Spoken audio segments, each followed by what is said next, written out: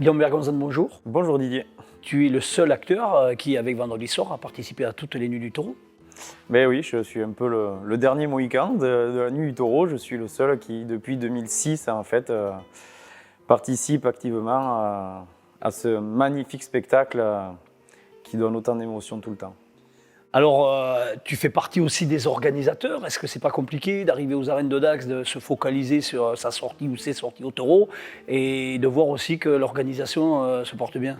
Je m'occupe, moi, de tout ce qui est technique et tout ça. Donc, des fois, la veille du spectacle, je peux rester jusqu'à 2 heures ou 3 heures aux arènes en train de faire des réglages, finir de monter 2-3 petites choses. Donc, c'est vrai qu'on ne dort pas beaucoup la nuit. On fatigue les jambes à monter les escaliers. Donc, des fois, c'est un peu dur, mais après, l'habitude est arrivée.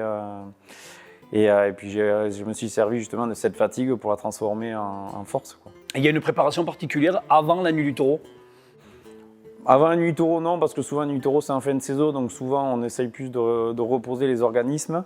Mais après, c'est la Nuit du Taureau, on va dire que c'est bien 70% de mental. Alors, plus on avance à nage quand on est sauteur, plus ça doit être compliqué. C'est quoi ta forme pour vendredi soir? J'ai pas de pépin particulier. Certes, avec l'âge, la détente devient moindre, donc du coup, c'est plus de stress.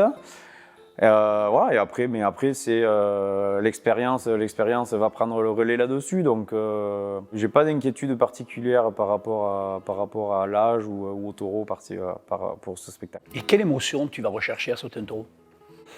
L'adrénaline, je vais aller chercher justement l'émotion justement de réussir l'exploit, parce que sauter un taureau c'est toujours un exploit. Et aller chercher ce public qui est toujours aussi fantastique dans ces arènes, qui résonne en plus. À chaque fois qu'on finit un saut, on entend ce public résonner, c'est quelque chose de merveilleux. On a annoncé que c'était ta dernière? Oui, c'est ma dernière Nuit du Taureau et ma dernière année. La Nuit du Taureau sera mon tout dernier passéo. Après, je rangerai la valise. Donc, ce sera une édition particulière pour moi. Je pense qu'elle sera chargée en émotions. Et voilà, et c'est une page qui se tourne. Ça va être difficile de la tourner, mais au bout d'un moment, il faut savoir dire qu'on ne peut pas aller plus loin. Alors, tu avais déjà réalisé des exploits. Comme tu le dis, chaque fois qu'on saute un taureau, c'est un exploit. Mais sur une Nuit du Taureau, tu avais affronté tous les taureaux?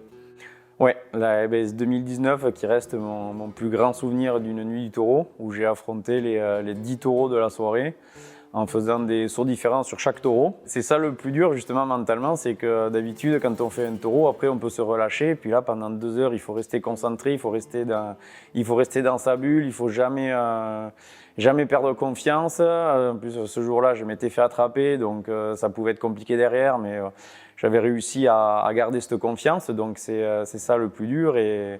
Et surtout rester dans sa bulle et rester concentré pendant les 2 heures de spectacle. C'est un défi qui n'avait jamais été réalisé avant et ça a été quelque chose de très fort. Donc Guillaume, nous as donné ton meilleur souvenir personnel. Si tu as une autre image à garder des Nuits du Taureau? Alors j'aurais des images, bon, bien sûr, de sauteurs. Voilà, je me rappelle de cette ronda de vrille de Domi qui était Dominique Larrier, qui a été réalisée pour la première fois à cette époque. Il y a eu, j'en ai plusieurs, il y en a eu tellement. Il y a eu en 2019 ce taureau blanc que Étienne a fait, Étienne Grenier, qui se cabrait à chaque saut et que j'ai dû aller derrière. Donc voilà, c'est beaucoup de souvenirs. Il y a eu des sorties festivals où je me rappelle avoir sauté les sauts périlleux maintenant la mer avec Dominique Larrier aussi. Voilà, il y a beaucoup de souvenirs qui me viennent en tête. Donc Guillaume, on parle de la Nuit du Taureau, on parle bien sûr des acteurs, sauteurs, écarteurs, taureaux, mais c'est avant tout un gros spectacle, la Nuit du Taureau.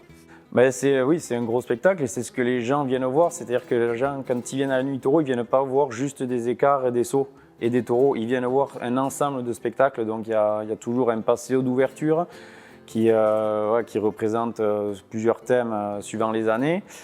Et un passéo de fermeture qui clôture vraiment bien avec des jeux de lumière, son, lumière, feux d'artifice. Et c'est quelque chose que le public apprécie vraiment. Et ils viennent vraiment aussi pour ça parce que c'est rare, ils ne voient ça nulle part ailleurs. Et les gens sont friands de ça, je pense. Eh bien, rendez-vous pour la dernière, en plus grande forme, donc 20h30 aux arènes de Dax vendredi soir. Rendez-vous 20h30 aux arènes de Dax.